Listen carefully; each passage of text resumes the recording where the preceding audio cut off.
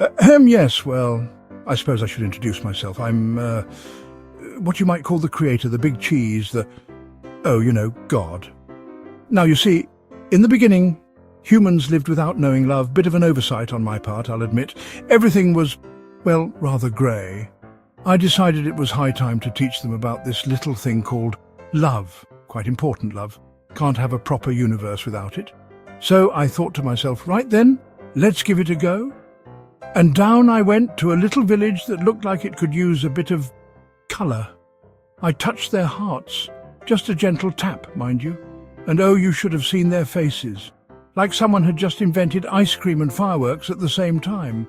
The village burst into colour. Trees sprouted cherry blossoms. Fields bloomed with wildflowers. People were hugging, laughing, sharing their lunches. It was all going swimmingly for about 5 minutes. The transformation was truly remarkable, like watching a black and white film suddenly turn into a technicolor spectacle. But then, well, things got a bit intense. Oh, you see, humans, bless them, they don't do anything by halves. I stood there, scratching my head metaphorically, speaking, of course, thinking, oh dear, what have I done now? It was clear as day. Mankind needed help managing all this love. But what could possibly handle such a task? Little did I know, the solution would come from the most unexpected of places. But that, my friends, is a tale for another act. As I watched the village descend into loving chaos, I couldn't help but wonder if I should have started smaller. Perhaps with, I don't know, a nice cup of tea and a biscuit, or maybe a friendly pat on the back. Hindsight is always 20/20ths, isn't it? Now, where were we? Yes, the village drowning in love. Bit of a pickle, that. The village square had turned into a sort of love fest, if you will. People writing poetry on walls, composing ballads about their neighbours' eyebrows. Absolute pandemonium. I thought to myself, this simply won't do. We need some sort of love management system.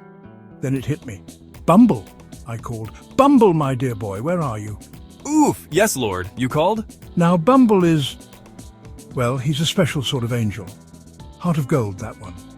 But grace, not his strong suit. I explained the situation to Bumble. We need to find a way to handle all this excess love, I said. Think you can manage it? Oh yes, Lord, I've got just the thing. And so began Bumble's creative problem-solving attempts. First, he tried love-absorbing plants. Next, Bumble conjured up love-eating clouds. Oh dear, those were a disaster. They rained hearts, you see. Actual hearts. Imagine the mess. The villagers started collecting the hearts like it was some sort of scavenger hunt. A fellow even tried to build a heart-shaped boat. Didn't float, of course. Don't worry, Lord. Third time's the charm, right? I've got another idea brewing. As I watched Bumble scurry off, tripping over his own feet, I couldn't help but wonder, was this how other deities handled their creations? Surely Zeus never had to deal with such enthusiastic love. But little did I know, Bumble's next attempt would lead to something truly extraordinary.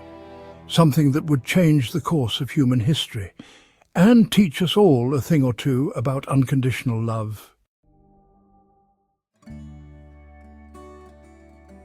Now, where were we?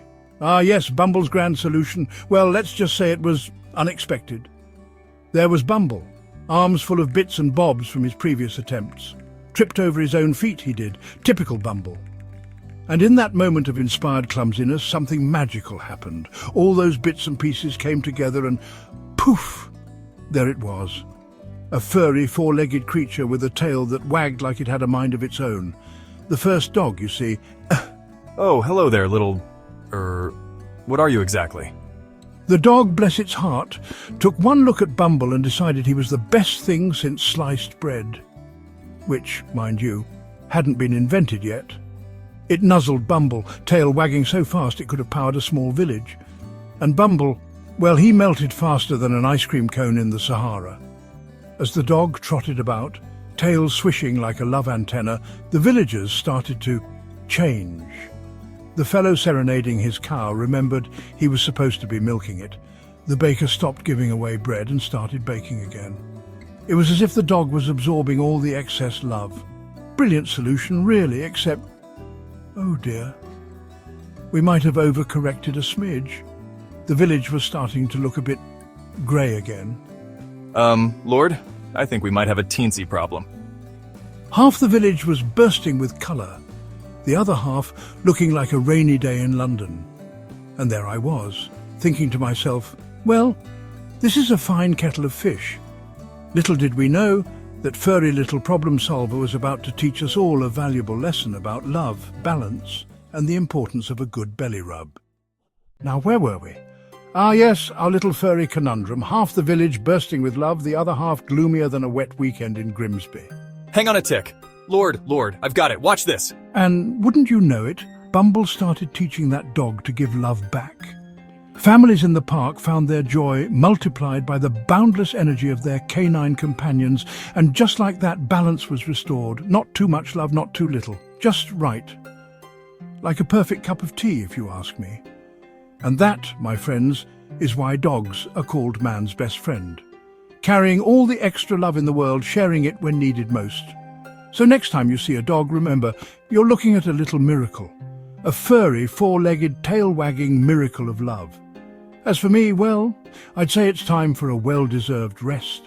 Creating love and dogs is tiring work, you know. Perhaps a nice cup of tea and a biscuit. Or should I say a dog biscuit? Chuckles.